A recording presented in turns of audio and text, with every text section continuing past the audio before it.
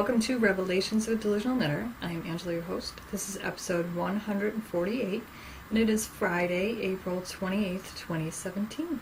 Welcome if you are new. If you are returning, I hope you enjoy, and either way, hope you will continue to watch the podcast. The show is on YouTube, iTunes, delusionalknitter.com, and also there's a Ravelry group, Revelations of Delusional Knitter, and I am also on Instagram as Delusional Knitter everywhere. Declarations. What's been going on? I got my hair done today. I'm laughing because I was trying to calm it down before I started recording. And it was funny because she said, oh, what do you usually use, for a finishing product? And I told her. And she was like, yeah, that one's good. I'd like to try another one, though, because you'll never know if you like anything else if you don't try it. And I was like, well, yes, that is true. So then she did it, and she's blow drying, and she's like, it's awfully poofy. She's like, maybe not this one. So, yeah, okay. Oh, it was just funny. But I got more purple done, so I'm excited about that. I don't know if the camera shows it or not, but whatever. Oh, what else has been going on? I've been working a lot. I'm very tired today. The last couple of days, I usually need at least 8 hours of sleep, if not more. And the last couple of days, I've been getting 7-something. And this morning, we had a dumpster delivered because we have a lot of trash still from the basement problems we had. It's outside by the shed, but it looks awful, and we need to get rid of it. But we wanted to wait until we accumulated some more stuff with construction in the house to make a dumpster worthwhile. So now we have enough stuff to fill it, and tomorrow my husband's family is coming down. We offered them, if you come help us throw things away, you can bring things you want to throw away and put in the dumpster. So they're coming tomorrow. But that got delivered really early this morning. It was like before 8 o'clock, I think. And so my husband was getting ready for work. And I can sleep through a lot, but he was on the phone with the dumpster guy outside, like right next to the bed. And I was like, what is happening? And he's a morning person, so he's like, good morning! And he shook me. And I was like, what is wrong with you? So I got up earlier than I wanted to. And tonight, I had my hair appointment at like 10, which I usually do it in the afternoon, but she didn't have any the last time I booked, so I had to get up anyway. So I was like, well, this is dumb to go back to sleep for like half an hour, 45 minutes. I might as well just get up. Tonight, my mom's friend, her son, and her daughter-in-law are in a band, and they're playing at a restaurant bar that's like 15 minutes from us. So my mom asked if we wanted to go, and I said, sure, why not? So we're doing that tonight, so hopefully it doesn't go too late. I still think we'll be home by 10. Obviously we can leave early if we want to, but because then they're coming tomorrow to do the dumpster thing. So yeah, and these are my 2 days off this week. So what else has been going on? Training for work. I had to recert for emergency medical dispatch, and then this company that we certify through makes you like redo, they call it foundations, which is just like essentially police dispatching. And they do it online, which is good and convenient, but it was kind of torturous because, especially the police dispatching, it's just redundant. Like, I know this stuff. It's just, and then to watch the whole thing, and then answer questions, and then do a quiz at the end, and I'm like, ugh. But it is good to, refresh and everything, and it is good. I usually never do this because I know that this is a thing. You can become complacent and not listen or think all the calls are the same and blah, blah, blah, and you don't, get all the information or catch on to the fact that this call is different and it's not what you think it is. Like, I know in police work, you never assume. You never assume anything. You just don't do that because you don't know. And one of the things that I always think of with this example is, say there's a car accident. Nowadays, with people having cell phones, not just the people in the accident call, 10 other idiots driving by call. I'm not saying don't call police if people need you to, but what I'm saying is, if you're driving by and you already drove by, and you don't even have information, like you don't even know what the cars were or where they were in front of or any, like we have people call like that, and it's like, oh my God, why did you even call? You don't even have any information. But, instead of just one person calling about the accident, 10 will call because people have cell phones now. But in the middle of that, usually there's a different call. So if you're just going, yeah, okay, click, you either skipped one, or what happens, and it actually happens more frequently than you'd think, there's a second car accident somewhere else. And if you weren't listening, you assume it's this one, and nobody ever goes to the second one until you get another phone call, 10, 20 minutes later. So you have to always listen. So, but the phone's ringing, so you have to get off so that you can answer it because there's only two of us. And so I usually just say, is it this? Is it this car? Blah, blah, blah. Okay, bye, I gotta go. So it is good to refresh, but it was kind of torturous and redundant, and I already know this stuff. For example, the emergency medical one, the program said, go to the front page and you can use the program that we use to go through for the emergency medical dispatch. I didn't even open it. I answered all the questions without it because I'm like, I know the answer. I've done this a million times. So that was funny. So it was pretty quick, but it was kind of torturous because it took up it didn't take up, it was only a couple hours, but it was I did it on my last 2 days off because there were two different things I had to do. So it took up my whole afternoon, and it was really nice outside, so that was kind of sucky, but whatever. I did get paid overtime for it. Nico got sick again. He's fine. But he gets sick again, and this time, though, the vet treated him like we did the last time. He responded well again. And this time, instead of just the antibiotic treatment and the anti-nausea, they put him on a supplement. They're pretty certain that he has some form of pancreatitis, so the supplement is for that and his liver. And it's kind of a, I don't want to say straight up homeopathic supplement. What it is that the pancreas makes a certain enzyme to help with digestion. So it is that enzyme, and it's also some homeopathic stuff too in it.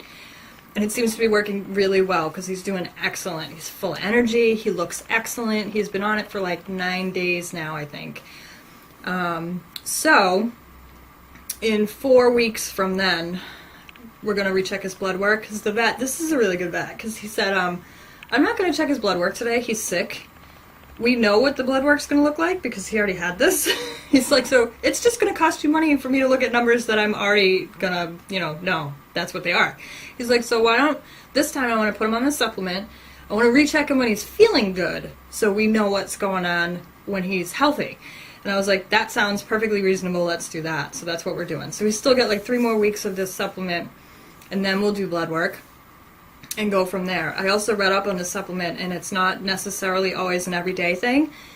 Depending on the animal and what's going on, sometimes they can have it every other day, every third day, so we'll have to see how he does.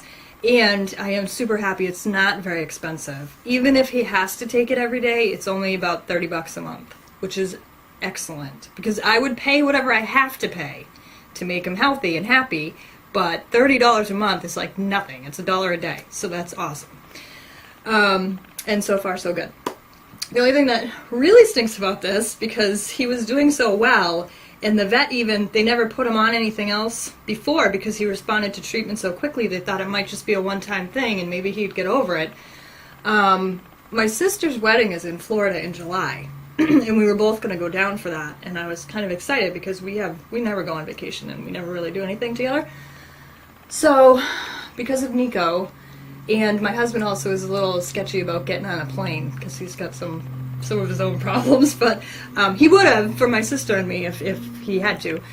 I was really concerned about leaving Nico because even if we get a pet sitter, even if it's my husband's sister or my friend that pet sits, they hide from people. They're not very friendly cats. We rarely have company over, so they're not used to people. And if he's sick, he's going to hide, and nobody's ever going to know that he's sick. And he gets so sick so fast that if he went a couple of days, ultimately he could die. So I'm like, oh my God, how are we going to go to Florida?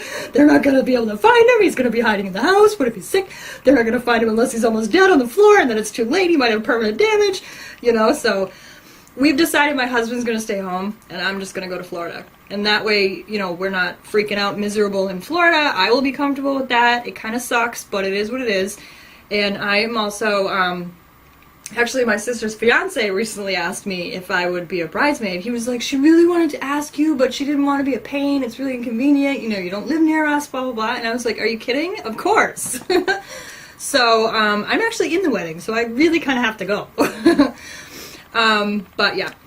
So he's so far so good. He's doing excellent. Like I said, the supplement I think is doing something, because even the last time with the treatment, he wasn't this good, this fast. The antibiotic does kick in quick. He gets better soon, but it kind of took him a little bit longer to recover. After he was on the supplement for like 4 days or so, he was like excellent, like running around like normal, playing, doing all kinds of things, really happy. So that's good. This was really cool. I actually have a picture of the samples. So my husband's cousin knits, and I've talked to her before, and she goes to a knitting group like once a week, I think. It might be once a month, but I think it's more often than that. But anyway, it's not really local. It's about an hour away from me. In terms of Massachusetts, honestly, you can drive across the state in 2 hours. But due to traffic, it's never 2 hours. So, and of course, her knitting group meets at 6 o'clock on a weekday. I had left plenty of time. I left like an hour and a half, 2 hours. I was half an hour late, so that really sucked. But traffic was so bad, and it was pouring out. It was raining really bad. So anyway, I did this slideshow presentation all about like wool and yarn and stuff like that. Most of them were knitters, so I didn't go into a ton of spinning. I kind of made it more towards yarn characteristics, but like wool, like scales and crimp and steeple length and things like that, and all that stuff, and it was awesome. And then I brought samples of different fibers for them to touch and feel and look at and everything. As an example, this is all the samples that I brought. And it was really, really cool, and they absolutely loved it. And I had a lot of fun doing it. And then I also brought some yarn that I dyed for sale and a bunch of my patterns printed out for sale and stuff like that. So that was a ton of fun. And I'm going to see about doing it like at local libraries here, even if there's not a knitting group. You know, there's probably local people that would attend or whatever, because it was a lot of fun and I enjoyed it a lot. So that was really cool. I was gonna bring a wheel because it was raining out so much. I didn't want to even chance it because 2 of them are unfinished, and those are the 2 that are actually easier to move. So I ended up not bringing a wheel, but I had plenty of spindles and stuff like that. But it was really cool. I'm even thinking, I don't know if I can figure it out, but I'm wondering if I can kind of make it like a video so people online can see it too, because that would be really cool. I'm really excited because it's been years. So my other sister, who moved back up to Massachusetts recently, because we're all originally from here, but my dad retired down in Florida. She crochets. She does a lot of amigurumi. So the New Hampshire Sheep and Wool Festival is in like 2 weeks, so I asked her if she wanted to go, and she said yes. And then she said, do you mind if the friend that I'm living with right now comes with us? Because when I told her about it, she was really excited. I was like, of course, more people, fiber, absolutely. So we're going to go to that. I'm going to go on Saturday on the 13th, so if you're local and you go to the festival and you see me walking around, I'm not hard to spot with the hair. Please come over and say hi. I would love that. But I'm really excited because it's been years since I've gone to that one. And I've really wanted to go, but I can never find people to go with me. Not that I can't go by myself, but it's kind of a long drive. And you know, you want a friend with you, whatever. So we are going to do that on the 13th. All right. That's all that's been going on, which is a lot. Now you know I'm tired. Revelations. I do have an FO. So I said I was going to do the Traveling Monsters again this year, so I made a monster. So that's the Rebecca Danger group on Ravelry, and every year we do Traveling Monsters. So in the group, it's split up X amount of people, depending on how many people sign up, whatever. Sometimes this group is split in half, if there's a ton. So you make a monster, you mail it to this person, they mail theirs. It's like a round robin kind of a thing, and then eventually you get yours back. So I made an Albert, the absent-minded monster, and he's nice and squishy and flat, because also it's easier if you can make a monster that you know is going to fit in a small priority mailbox. Just makes your life so much easier. That's kind of why I chose Albert, because he looked nice and flat and he would fit in the box easily. So here's Albert. And this, of course, as usual with Rebecca Danger, was an excellent pattern and really easy and fun to do. And I used that leftover Louis Gems that I made that brioche hat in that you saw recently. So there's Albert, and he's all ready to travel. And I'm also working on the Rivendell smoke ring. I don't know that I had even, I think I started it the last time I recorded, but I don't know how much was done. So this is a Susan Pandorf design. She does a lot of Lord of the Rings designs, and because we're doing the Tolkien along on Blade, Fleece, and Fiber, this was my project for that. So I'm almost done. I'm hoping to finish up today or tomorrow so that it's done for the along and I can enter it. But here it is. So it's not blocked and it's lace, so it'll look much better once I block it. But this yarn is from the Unique Sheep. It's really old stash. I've had it forever. In Sushi Sock. And the colorway, it was a gradient colorway, so there were 4 mini skeins, is the Fellowship from the Lord of the Rings. So you can see it goes from the reddish purple to the red, purple, and blue. And then the purple stayed in here, but now we have blue and teal. And at the end we have blue, teal-ish, and green. So it's really cool. When I first started it, I did this color. I loved it. I did this color and I was like, ew. But then when I added the other 2 with the blue and it all went together. I mean, in the skeins it looked lovely, but when I added this one I was like, I don't know. But it looks fine now that I have the other color in there. So I'm happy that that's almost done. It is a really cool pattern. It's really easy. Not so much to memorize because it's got a lot of rows, but the row itself, once you do like a repeat or 2, then you can just finish off the row and you don't even have to look because it builds upon the one below it and it's really intuitive and easy to do. I said before, I pulled it out a while ago. I did the Bow Ties Are Cool shawl knit along when it was like a mystery shawl, and then I never finished it, and all I had left was the last clue, and I know I had messed up on it like pretty bad and I had to fix it, so I just threw it in the closet. Well, either the craft fairies fixed it for me in the closet, or I didn't mess up and thought I did, or I fixed it before I put it away. I don't know what happened, but when I pulled it back out, I counted how many stitches I had, I looked at it, I looked at the pattern, I looked at it again, and I'm like, there's nothing wrong with this. It's ready for the next clue. So, I don't know why I let it sit so long, because there wasn't really anything wrong with it. Unless, like I said, I fixed it, and after fixing it, I was so disgusted that I threw it in the closet. I don't know. So it's almost done. It's huge. It's on the needles there, so you can't really see it, but I do love it, so I do want to finish it up. This yarn is, both of them are spun right round, and one color was Superstition, the dark color, and the multicolor, no, I'm sorry, the multicolor is, you know what, I don't know. One is Superstition and one is called the Walkers, but I'm guessing the darker color is the Walkers. So my conundrum now is that the end clue you can do all in that other color, which I have plenty of, the dark color. If you want to represent another person in there, you can use this color again to do a 4-row repeat. I don't think there's 4 rows in here. There's 8 grams left. I may be able to get away with 2 rows. And I also saw online some other people's projects. They did all of the edge in the darker color, and then they did do like about 2 rows at the very edge right before the bind off in the other color. And it looked really good. So I'm going to try doing that. I may be able to once I get down there, because there's still increases going on here. So I think what I'm going to try and do is once I get down there, and I'm like 2 rows before I'm going to do this color, I will weigh that other ball, do the 2 rows, weigh it again, and see if I can tell what the difference is. If it's less than 8 grams, then I will absolutely do this. If it's really close, I don't know, I'll have to see what I'm going to do. But I think this is enough for at least 2 rows. I don't think 4, but that's my plan, and we'll see how it goes. And that's all I've been working on. I did actually do a repeat or so, 4-row repeat on that since I took it out. So, string theory. I am spinning on the Traveler. I pulled out some fiber to spin, and I'm spinning some Into the World Romney in the Elvinses in the Shire colorway, and it's this lovely, and this Romney fiber is lovely to spin.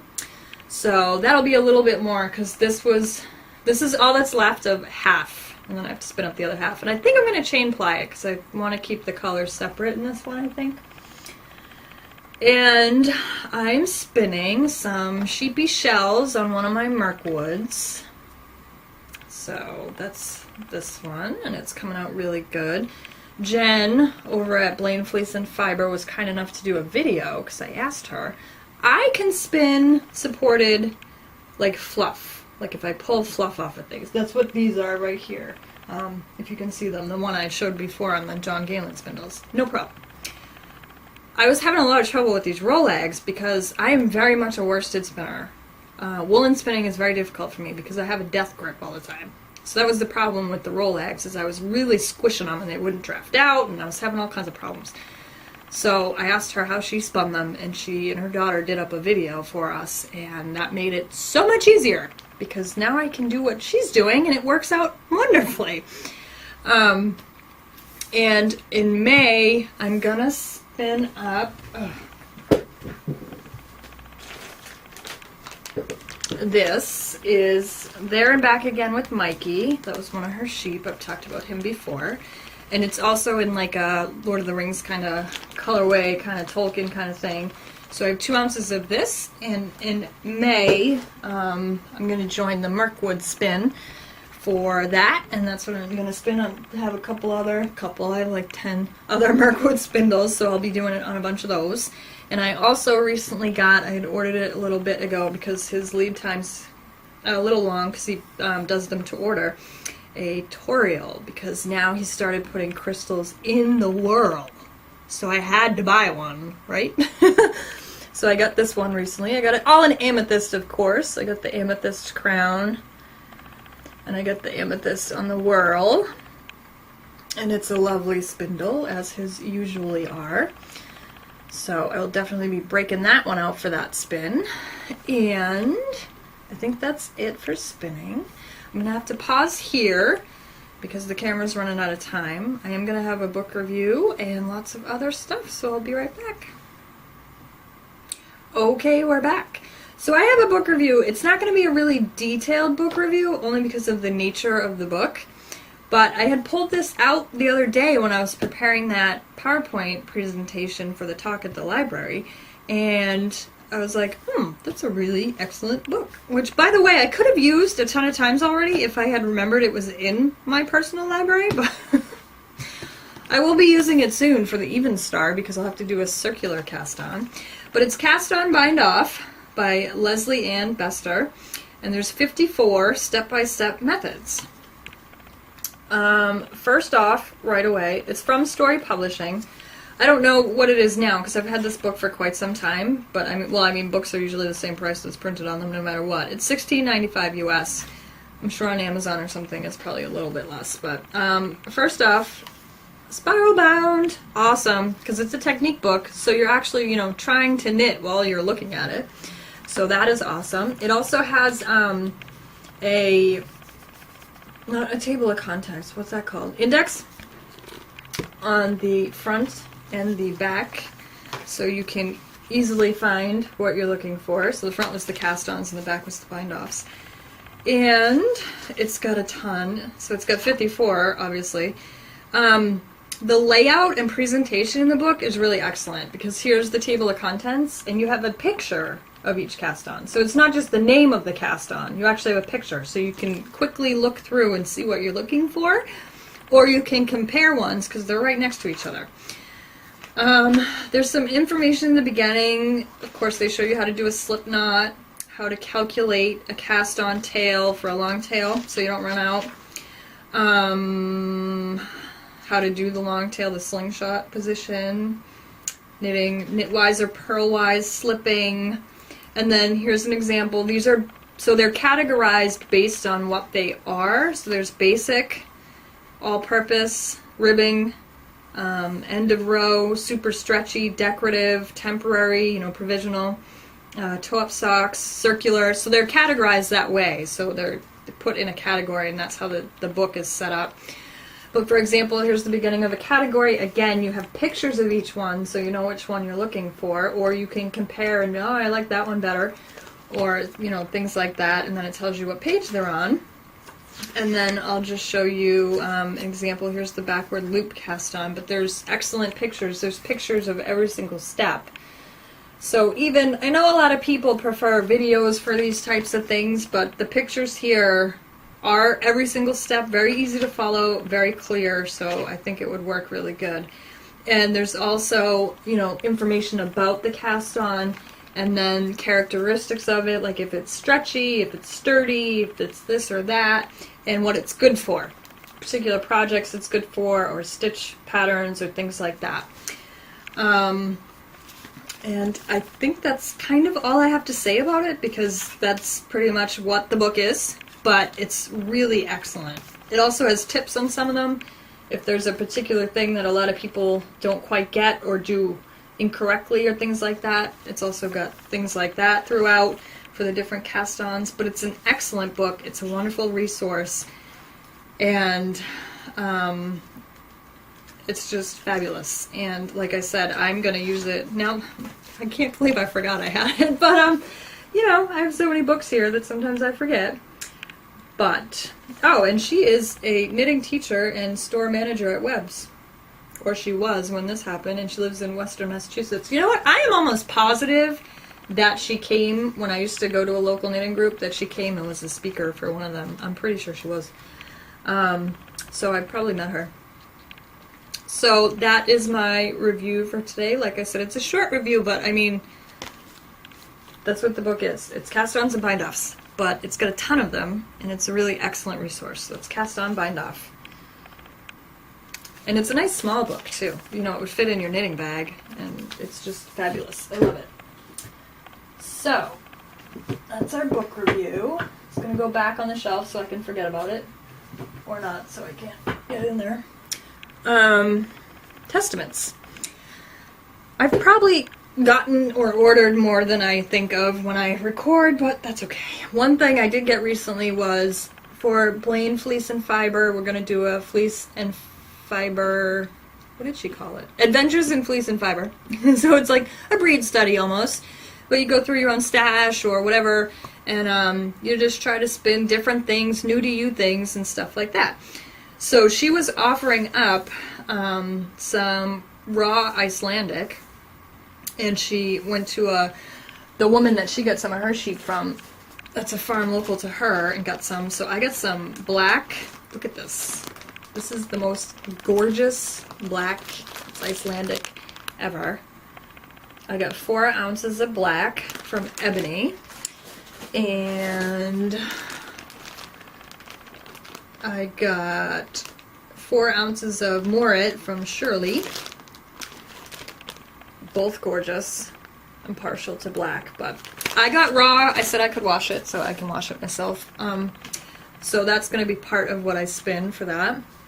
Also, like I just showed you, I was laughing because she had also had some 1 ounce samples available recently in preparation for the Along, and one of them I ordered was yak, because I was like, oh, yak, I need yak. When I was getting ready for that presentation, and I went down in my stash in the basement and all the bins, and I was pulling out little samples and bagging them, I found 2 other 1 ounce samples of yak that I already had, so yeah. And you saw all those samples I brought. That's not even like half my stash.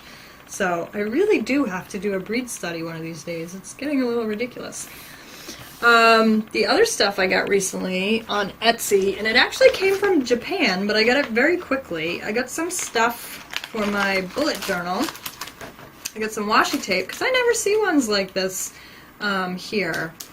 I got some kitties, some more kitties, because there were yarn balls. And probably more cats, right? Yeah, more cats. And Nightmare Before Christmas. And I got some stickers. In March, had a hard time finding Shamrock stickers, so I figured I'm all set now for next March and many years to come. And there's, this is what I actually went to this shop for, and then I saw all the other ones. It's sheep. So that's actually what got me to that shop. But then, yeah, I saw all the other ones. I think I had like way more in my cart, and I deleted a bunch of them because I was like, this is ridiculous. So that's it for Testaments. Intentions. I am done with my sock design, and it's in test knitting now. And I do have a sock done. It's on the blockers. So this is going to be Kinsey, and it will be available soon. It's a ribbed and lace sock. It's toe up, the gussets on the bottom here, and then it's a regular heel flap, but that will be up soon. And this is thanks to Lisa, Fiber Nymph Dye Works, provided the yarn. So it's in her bounce base, which is an excellent, fabulous yarn to work with. Super squishy, super soft, awesome. So this pattern will be available as soon as everybody's done test knitting and we have some more samples, but this is my sample sock. I do have to knit another one. I do have 2 feet. Plus I gotta take pictures for the pattern. It would be nice if there were 2 socks in it. But I'm super happy with how it came out. It should be a great fit for everybody with the ribbing and the lace, and it's just lovely. Let's see, that's it for intentions. Hearsay. Well, I already talked about Blaine Fleece and Fiber. We're going to do the Adventures in Fleece and Fiber. That's going to be May and June. And then she's also got an Even Star along for the whole year. That's that huge Even Star shawl pattern from Susan Pandorf. Hogwarts at Ravelry I'm having fun with. I'm a professor this rotation, so I have a class. I have astronomy class, and that's fun. Bullet journal. I did not show it on the last podcast, I don't think, so I guess I'll show you some stuff. I have been filling in my 2017 in pixels. That's kind of like a how your day went, how your mood was kind of thing. I haven't finished the bottom yet. I was going to put more like descriptive words for the different colors. But I haven't done that yet. Let's see. I have my April calendar. I had way too much fun with stickers for that one. I have my April tracker. It's going pretty good.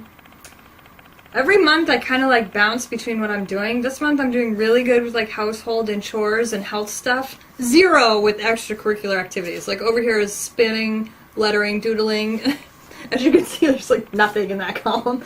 But my house is clean and I'm healthy and happy, so I guess that's fine. April goals. Apparently I have a ton of goals this month, huh? I did like this one. This is like my gratitude page. Every month I pretty much do a different one, but this one came out really cool and I like it a lot. I haven't been filling it out very much, as you can see, but that's okay. And my usual weekly, I think I'll show you, last week had more stuff on it. Yeah, that's what my weekly spread usually looks like. And I think that's it. I am going to do a spread for the fleece and fiber along, so I can list the fibers that I intend to spin and stuff like that. I can use my sheep washi tape. But so far so good with the bullet journal. Alright, Ravelry patterns. There's some Ravelry patterns to show you. What do I got here? Make a long story short. I like this one a lot. So it's a scrap blanket, but it's like a diagonal rectangle. Really cool idea. Really like how that looks. So you can use your whatever scraps. I think this one is in fingering weight. Yeah, so it's sock yarn scraps, but I really liked that. And it's so to pattern, it's 48 by 72, which is an average adult throw, but obviously you can figure out how you wanna, if you wanna make it bigger, smaller, if you wanna do a baby one, whatever. The other pattern is U-turn slippers. Oh, that pattern's free, the blanket. This pattern's also free, also uses fingering weight yarn. I think my mother-in-law would love a pair of these. So you do the toe, which is the U-turn part, because it looks like a U. You can see it on the top pretty good. You can see it on the bottom of this one better. And then I'm guessing you pick up or something to do the feet. I really haven't looked at it. And then Mario, the artistic rabbit that uses worsted. It's $6. It's from Retro Lemon Studio. He's so cute. Oh, look at him. I love him in that colorway too. It's a little stuffy pattern. So he's super cute. There were a ton of bunny patterns recently because of Easter. I was finding a whole bunch of bunny patterns when I was looking for stuff. Those are your Ravelry patterns. Oh, I almost forgot. for Testaments, I did get something else recently. I got a Smog Pop. He's so cute. He's big, actually, for a pop. He's pretty sizable. I didn't realize he was that big, but I got him recently. Sorry, I forgot about that. Okay, Delusional Jabber. Reading. I haven't been reading a ton recently, actually. I'm listening to Indian Hill, which is Mark Tufo. And he's the one that does Zombie Fallout that my husband and I love. And Indian Hill is the same character, main character, but it's like a different, completely different story, different universe. But he obviously adores his main character, which I do too, so that's fine with me. So Indian Hill is more like aliens.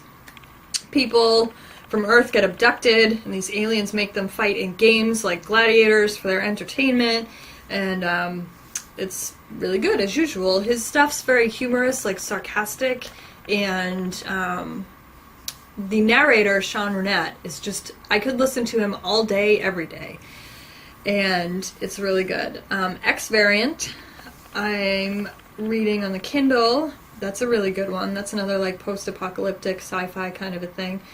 And I also started back up on the Walking Dead comics. So I've been reading a couple of those recently. Rim War. I talked about that one before. I absolutely adore this book. It will be a series, but only the first book is out. It's by Caden Seaton. And I got it as an advanced... no, not advanced, I'm sorry. It's already out, but he was looking for more people to review it so that he had more promotion for it and, you know, more reviews and stuff. It's written exceptionally well. It is an indie book, so I did find some errors in it. And since he emailed me the book, one day I emailed him and I said, excuse me, I need some water. My allergies are really bothering me.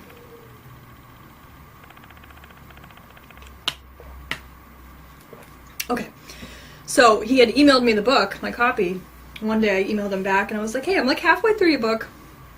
I found a couple of typos, errors, you know, they're really minimal. They really don't detract from the story, and they're clearly just, you know, oversights, like, you know, instead of and, it's only and, you're missing the D, you know, kind of thing. If you'd like, I have it on the Kindle. I can easily highlight if I find any more and let you know, so you can correct them. And he was super nice, and he said, oh, that would be fabulous if you wouldn't mind doing that. You know, it's my work. I've read it over and over and over. I'm just not seeing those anymore, blah, blah, blah. And I was like, oh, yeah, no, I understand. It's really hard when you wrote it, you know, to catch any errors, especially if you reread it a million times. I was like, absolutely, sure, no problem. So for the rest of the book, I highlighted, I think I found like three or four, maybe, for like the whole second half of the book. So they're really, like, nothing. And they don't detract from the story. They're very easy to get over because the rest of the story is written so well and so excellent that you don't even feel like you're reading. You just see a picture in your mind. It's like you're watching a movie. So I sent him the corrections, and he was super happy. He's like, oh, that's so fabulous. Thank you so much. And he was like, hey, by the way, I have print copies of the book. Would you like one? I really appreciate your help, blah, blah, blah. And I was like, yes, that'd be awesome. So he sent me a signed copy of the book. So that was super exciting. And of course he's like laughing. He's like, well, the errors are in there that you caught, but he's like, 'cause it's already printed. And I was like, no, that's fine. I would love it. So I got a signed copy of the book, and I was super excited. And there's a bookmark. And you can see that he signed it and wrote me a little note. And it says, hi, Angela. Thank you so much for your feedback. I really appreciate your help. I was so excited. So this goes on the bookshelf with my other favorites like Lord of the Rings and, you know, Isaac Asimov and all of those guys. And I was super excited to get that. That was so nice of him. So if you like sci-fi fantasy books, you have to check out Rim War because it's just a fabulous... I was so enthralled with this book. I love the concept, and his writing is so good. And it is going to be a series, so there will be more books. And what else do we have? I was just super psyched. That was so cool. TVs and movies. So Prison Break is back on, and I've been watching that. That's really good. Base Motel is excellent. Legion I started checking out. Coworker at work was talking about that. And that's a Marvel show. It's already done, I think, but the episodes are still on my cable, so I can watch them. It's really good. It's not at all what I thought. I thought it was going to be more like Agents of S.H.I.E.L.D., and like that kind of a, like, thing, but it's really not. It's really, I don't even know how to describe it. It's, the main character is schizophrenic, but his power is that he can, like, astrally project and transport people and move matter with his mind. But because he's got mental health issues, and it was always out of control, and nobody in, the Marvel Universe that knew how to help the mutants with their powers ever assisted him. It's just out of control. So when he gets really upset, just like he could, like, implode the whole house, kind of thing. But that one's really good. Bob's Burgers is still really funny. Samurai Jack is still really good, and we're catching back up on The Walking Dead. My husband and I are behind on The Walking Dead, because my schedule, we never see each other. We've both decided that either one can watch it alone if they want to, because it's getting ridiculous, but we've just still been watching it together. I did finish The Detour, and there will be a season 3, so I'm excited about that, because that one's really funny and cracks me up. I love that show. It's just my sense of humor. It's just really comical to me. And I did watch on Netflix 13 Reasons Why. And I thought that was really good. At first, in the beginning, if you've seen it, you know what I'm talking about. I was almost like, are you kidding me? Like, I guess, I don't know. Because it's kind of about bullying and stuff like that. Essentially, this girl commits suicide. And it was based on a novel. So, but in the very beginning, I'm like, are you kidding me? Like, she's going to get depressed and all upset about this. But then, each episode reveals more of what really happened. And what really happened was pretty traumatic. And so at the very end, it's all unfolded for you, and you're like, well, yeah, I can see why she did that. But anyway, it was really well done, and I did enjoy it a lot. If you don't like that kind of, that to me was like almost nothing because of what I do for work. Like, it really didn't faze me or bother me at all. But if you can't handle that kind of stuff, then I wouldn't watch it. Because there is suicide and sexual assault and things like that in it. But it's not like real... the suicide is a little graphic, but the sexual assault's not really graphic per se. But if you can't handle the thought of it or whatever, then I wouldn't watch that at all. But it really didn't bother me. So I thought it was really well done. Movies. I had a movie day the other day while I was off of work, and I went to Walmart and did my shopping, and I picked up Fantastic Beasts, and that was awesome. I never saw it in the theater, so that was the first time I saw it. Thought it was really, really good. I really enjoyed that one. And I also picked up Rogue One, because we never got to go see that in the theater, and that was awesome, too. That was really... I love, if you like Star Wars, if you saw Rogue One, the droid in that one, KSO2, whatever his name is, I absolutely loved him. He was, like, my favorite part of the whole movie. I liked him a lot. So, I think that's it. I think I covered everything I wanted to talk about. I'm kind of rushing here because we have to go to this concert and out to dinner later, but I think that's all I have to talk about right now. So the next episode, you'll hear all about the Fiber Festival. I was hoping to get some pictures and video of that too when I go. They do a lot of sheep shearing and other stuff. If you've never been to a festival and you're interested in seeing what they're like, I was hoping to get some stuff that I can use on the podcast from there. We'll see how it goes. I don't know. Sometimes I get all, ooh, squirrel, with all the fiber and everything, and then it's the end of the day, and I'm like, oh, crap, I didn't take any pictures at all. Whoops. So we'll have to see how it goes. But like I said, if you're local and you're going to the New Hampshire Sheep and Wool Festival up in Deerfield on Saturday the 13th, I will be there. So if you see me, come and say hi. And I think that's it. So I thank you for joining me, and happy knitting and spinning.